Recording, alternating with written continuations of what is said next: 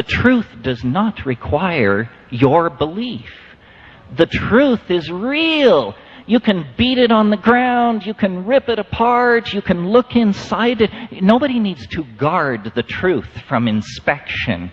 Nobody needs to tell you that, you can't look behind the stage.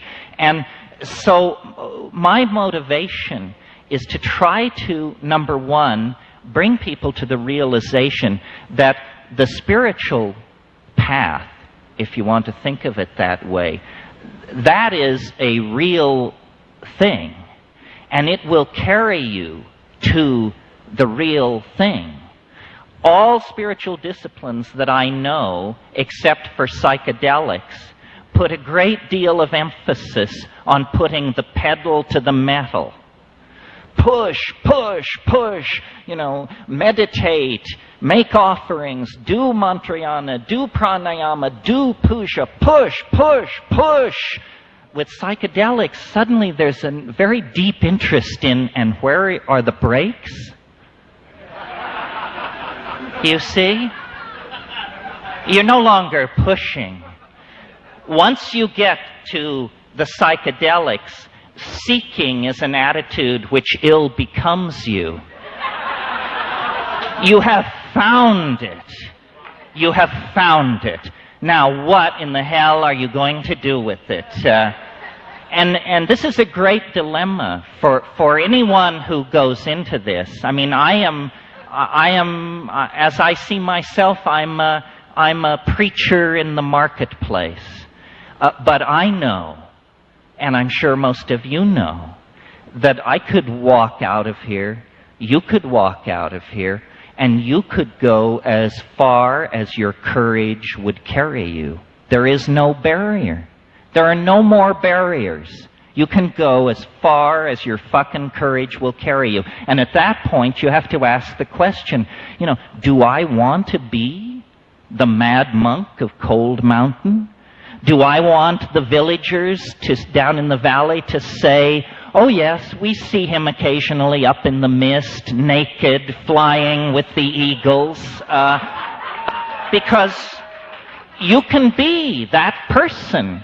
You don't have to go back to your job as ad exec, stockbroker, or whatever it is. And so we stand on the edge of being able to leave history. We can leave it. We tend to forget, because our lives are so brief, that what we call the psychedelic experience is very, very new on the plate of Western occultism and science. I mean, hashish did not make great inroads into medieval Europe. That all came later in the 18th and 19th century. Chloroform, ether, these things don't cut it. Mescaline was synthesized for the first time in 1888.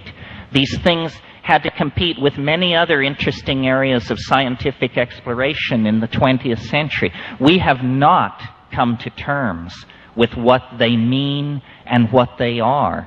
And it's a curious area, because the counterculture, whatever that may mean, knows a great deal more about this than science.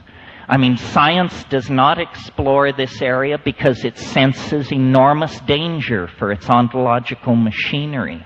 It probably couldn't survive the encounter, and therefore it's just said, well, it's psychology, it's marginal, it's fleeting, it's non-irreproducible, and so forth and so on. This is all nonsense. You can, by unplugging the telephone, by fasting for 6 hours, and by taking 5 dried grams of Stropharia cubensis in silent darkness, you can go up to the great simulacra of human explorers, Hypatia, Maria, Newton, Da Vinci. You can take that ride. I have the feeling that when we go into those psychedelic spaces, we not only see things no one has ever seen before, we see things no one will ever see again.